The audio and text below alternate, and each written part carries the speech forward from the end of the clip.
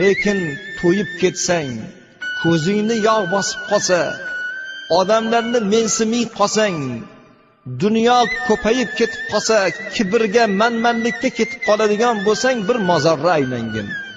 Ahli quburlarni ko'rgin, qabrlarda yotgan allomay zamonlar, dunyo topgan davru davronlarni ko'rib, bularni oldida men kimman deb o'zingga savol bergin.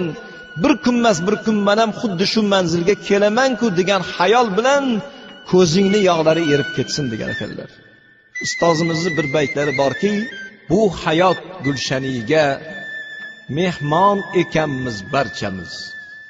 Bu dunyoga do'stlar oshiq ekanmiz barchamiz.